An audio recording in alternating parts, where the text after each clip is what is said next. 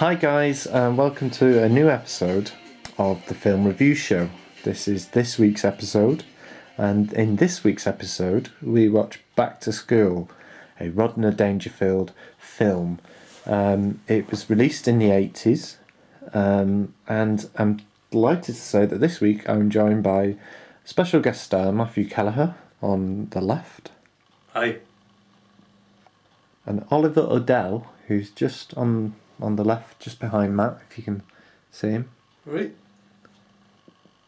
Could you prop Ollie up?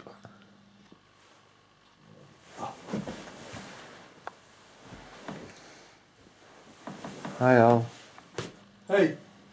So first off, I'll start with Oliver. Ollie, what was the film? What was the film about?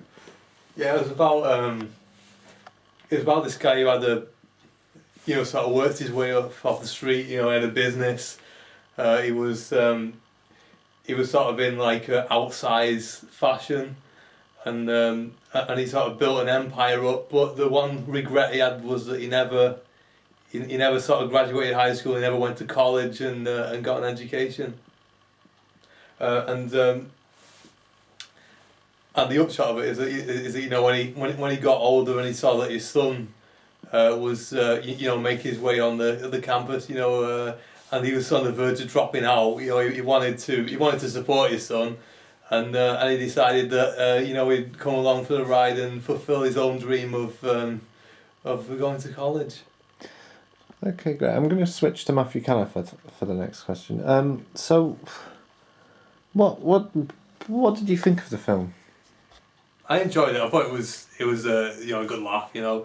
It's it's pretty much just a popcorn movie, but it's not a film that's gonna sort of change the way we think about the art of cinema or anything. But it's a fun film. It's a sort of feel good flick. A few laughs and quite light-hearted, which is you need that once in a while. It's good. Why do you need that? Just because sometimes life can be challenging and sometimes you just want to sort of take it easy for a couple of hours and just watch something light, something that's a bit light-hearted, a few laughs and a bit of an upbeat comedy. There's a feel-good soundtrack and I enjoyed it. I think it was pretty good. And what did you think of... Who was your favourite character in the film? My favourite character in the film was Rodney Dangerfield's character. And who was that?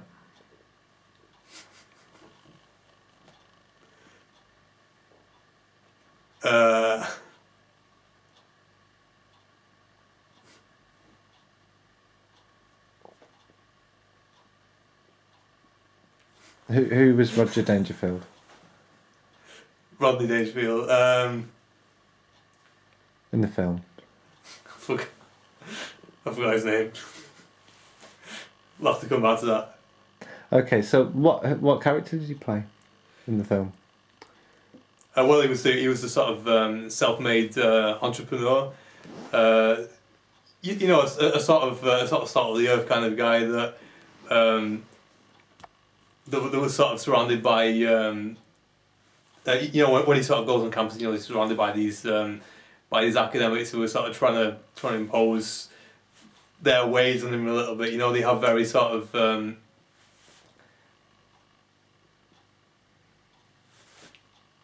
set ideas, like the economics teacher.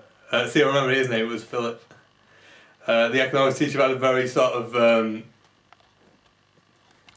textbook view of the way that economics worked, but Rodney Dangerfield's character, through a few sort of real life examples, the sort of business isn't always run, exactly the way of the textbook, and of course the economics teacher didn't like that. He wanted to have like his he wanted to have his ready answers. He didn't sort of have that sort of real world experience that Dangerfield brought to the table. And but So you'd agree that you thought that the film was it a comedy? It was a comedy. It was quite light-hearted, as I said. Quite a few laughs. I think Rodney Dangerfield was quite a good physical comedian. Sort of Rowan Atkinson, Michael Richards. His sort of thing was was his kind of facial expressions. The eye popping and things like that, which was done quite well to comic effect. Especially the scene where he's kind of crying for the exam. He's just clearly burning himself out so much, and the scene with the coffee was quite well done that way. And what did you think about the language and the nudity in the film? Well, it's just part of the.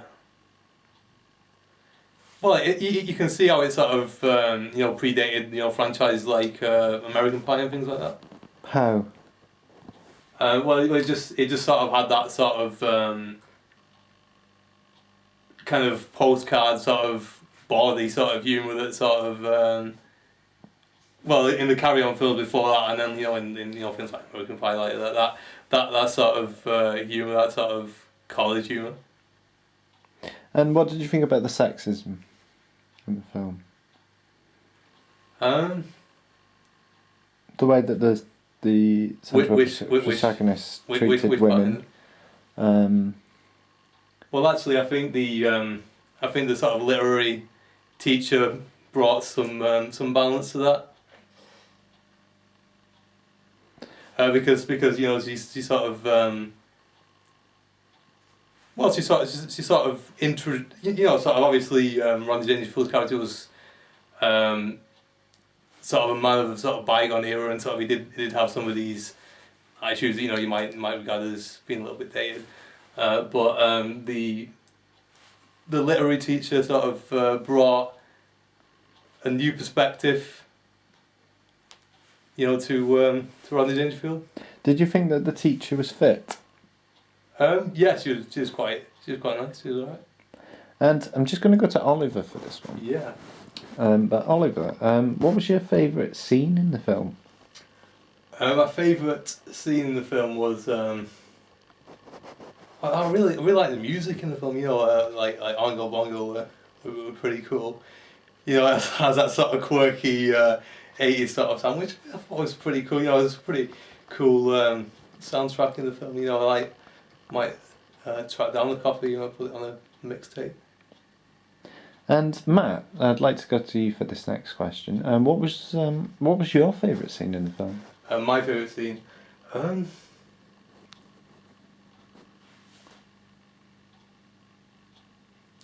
think my favourite scene in the film was the economics class, where Philip is very sort of self-assured from the beginning. He just thinks he's going to run the show, and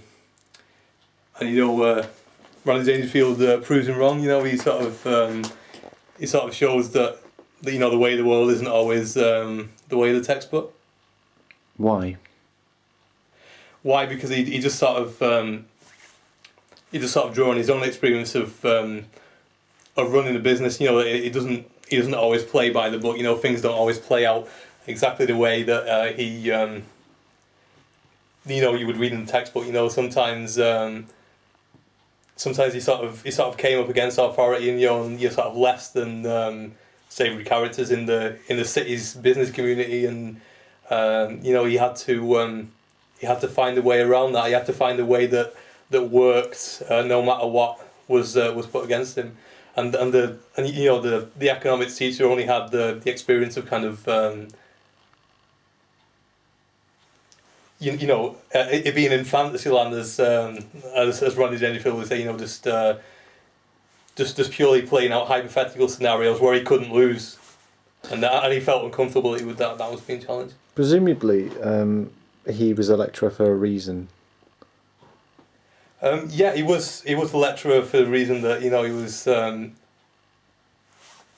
knowledgeable in the subject, and he had studied it in theory, but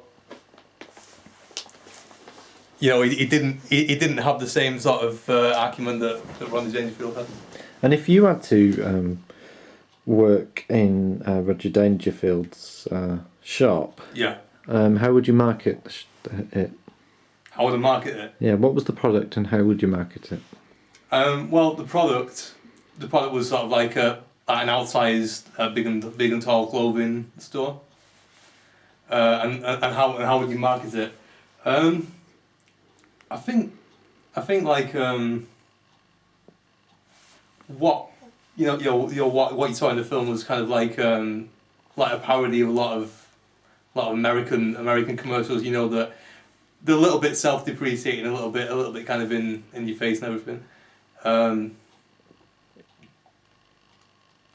But I think it, you know, as this is a serious question, even though it was quite a humorous film, you know, I would kind of market the product, you know, to be a little bit more along the line of what the kind of popular trends are today, but just sort of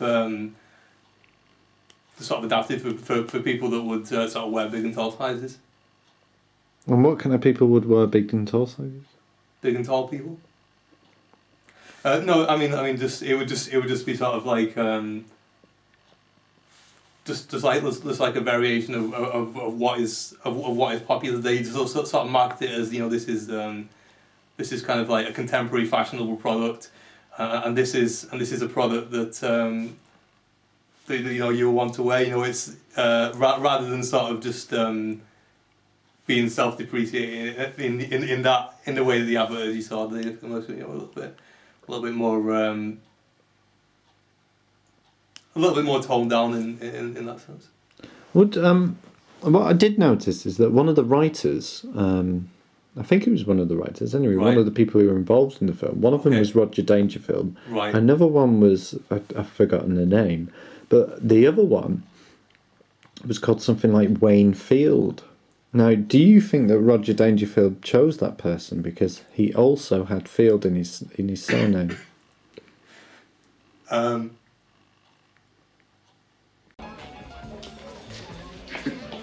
hate small food, you know.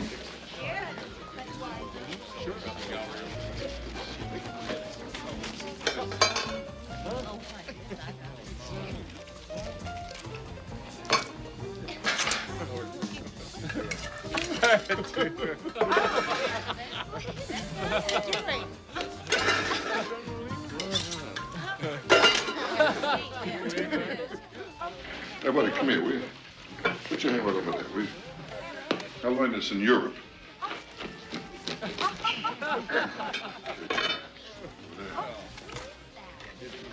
look at that one. Coming through hot stuff. Look at that, will you? It wasn't something that I thought of, but now that you bring it up, it's I don't think he would have chosen him just purely on the basis that he had the word "feels" in his surname, because I don't think Rodney Dangerfield would want to be upstaged in that way, you know. But I think he's sort of chosen because you know he sort of took the lead on the project in quite a big way, really. But you know, he probably looked at the credentials of the writer, and you know, Wayne Field must have sort of struck a chord with him for some reason, so he decided to have him on board and give him some input in the writing of the film. But it was, you know, your sort of interpretation was not something that that crossed my mind, but it's interesting. You know, yeah. Thanks for sharing that. Oliver, just a quick question for you. How dangerous is or was Roger Dangerfield? On a scale of 1 to 10, I'd say about 6. Thank you. Now I'm going to pop back to Matthew for this. Would you watch the film again? I might watch it again. You know, I think it's not essential that I watch it again. But you know, it's a funny enough film. You know, there might be a couple of gags that passed me by the first time around. So So yeah, I think you know, like in parts it sort of reminded me of you know, as I say, Ferris Bueller's Day Off, and a little bit of the sort of Leslie Nielsen in the sort of Police Academy and Naked Gun films as well. Maybe not quite as good as those films, which classics of the genre, but you know, a decent little film. Definitely did enjoy it. You know, glad I watched it. It was a good laugh. And marks out of 10? Marks out of 10. Yeah, just gonna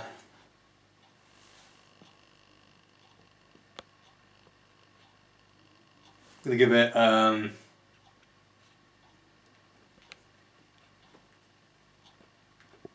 out of 10. And I'm going to go to Oliver Ordell for this one, actually. Oliver, what would you give it out of 10?